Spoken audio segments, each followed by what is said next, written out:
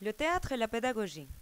Des professeurs francophones venant de 4 coins de San Salvador se sont réunis pendant 4 jours autour d'un intérêt commun, le théâtre. Attirés par le besoin d'améliorer leur enseignement ou encore leur curiosité, ils ont combiné le théâtre avec la pédagogie. Ça y est, je commence.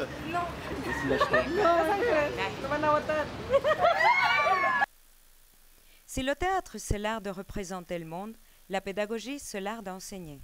Ces deux définitions se rapprochent. Si l'acteur et le professeur ont de nombreux points communs, alors l'acteur peut aider le professeur dans l'exercice de sa tâche.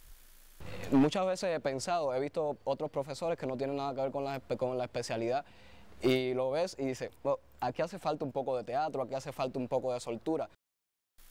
Pour un professeur, se sensibiliser au théâtre, c'est créer une dynamique à utiliser en classe. C'est s'approcher de l'autre pour transmettre au mieux un savoir. C'est renforcer les efforts et les acquis de ses apprenants. Yo creo que si tienes algo teatral, si usas el teatro como profesor, vas a tener un poco más de soltura, vas a tener un poco más de comunicación con el estudiante, vas a tener un poco más de dinamismo que va a provocar el interés de lo que estás haciendo, de lo que estás transmitiendo, de lo que impartes. Le corps, la voix, la respiration, l'expression, le public ou encore la communication étaient les mots qui retentissaient jour après jour. Quelques étirements, quelques séries de respiration abdominale et les participants ont poussé les barrières sociales pour se laisser envahir par le monde et ses sensations. El actor crea, es un artista, está creando totalmente con lo que hace, pero el profesor de cierta manera también está creando, porque está enseñando, está educando, está transmitiendo como lo hacemos, como lo hace el actor normalmente. Cuando estás en un teatro, el actor tiene que transmitir con su voz, con su cuerpo, con su imagen, con todo. La herramienta es el cuerpo y yo creo que el profesor también, en cierto sentido, su herramienta es su cuerpo, es su voz, su presencia, su mirada, su conocimiento. Ils ont pris le temps pour découvrir leur corps et leur voix. Ils ont expérimenté, ils ont cherché, ils ont créé.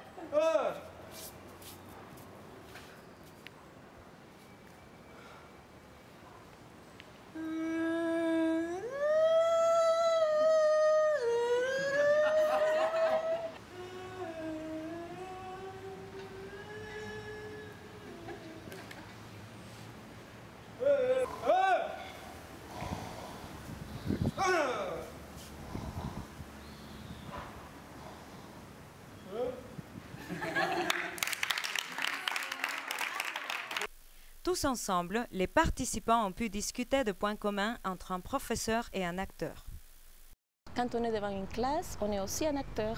On doit agir avec nos gestes, avec notre corps, avec notre langage.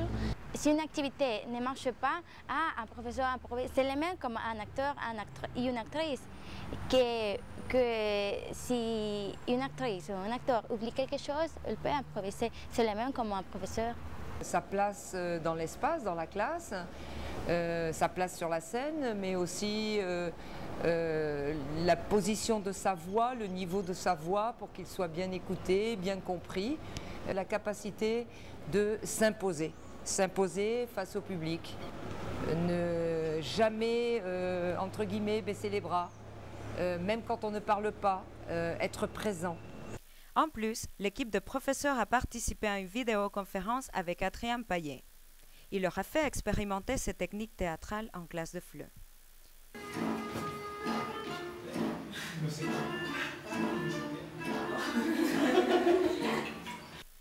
L'atelier Pédagogie et théâtre a été pour les participants une opportunité d'ouverture sur le reste du monde, et particulièrement sur l'espace des Amériques. Les deux artistes cubains qui ne sont pas simplement acteurs puisqu'ils sont directeurs et directeurs artistiques de leur compagnie. Nous les avons choisis parce que tous les deux sont étudiants à l'Alliance française de Santiago de Cuba. Donc ils se sont rapprochés de la culture française. Et dans la culture française, ce qui les a intéressés, c'est le théâtre en langue française, pas simplement au niveau du texte, mais aussi au niveau d'une modernité dans la présentation de ces textes. L'idée de la francophonie des Amériques, c'est d'avoir justement de réunir toutes les personnes qui ont le même point commun, c'est-à-dire parler français. Avec des accents, avec des expressions différentes, avec des cultures différentes, des façons de penser différentes. L'important, c'est qu'on parle tous français. D'accord, s'assembler pour faire des choses, pour réaliser des choses. D'accord. Et surtout pour s'ouvrir. C'est pas simplement qu'est-ce qui se passe en France, c'est qu'est-ce qui se passe en Haïti, qu'est-ce qui se passe au Québec, qu'est-ce qui se passe en Guyane, qu'est-ce qui se passe au Mexique, qu'est-ce qui se passe au Costa Rica, qu'est-ce qui se passe en Argentine. D'accord. Toujours avec le même thème de la francophonie. Mais quelle place a la francophonie des Amériques en El Salvador? La francophonie, c'est l'ensemble des gens qui parlent la langue française. Actuellement, pour moi, le français, la langue française, c'est ma vie. Je travaille dans des cours de français. Pour quelques-uns, la langue de l'amour, mais pour moi, c'est la langue littéraire. Une langue, c'est vrai qu'on apprend les choses, la base, mais il y a toujours quelque chose à découvrir. Avec l'aide de la langue française, j'ai le pouvoir de diffuser la langue française ici en Amérique et aussi de diffuser l'espagnol ou la culture latino-américaine à l'extérieur. L'apprentissage, le partage, la folie, la discipline du théâtre resteront gravés dans un petit coin au fond de chaque participant.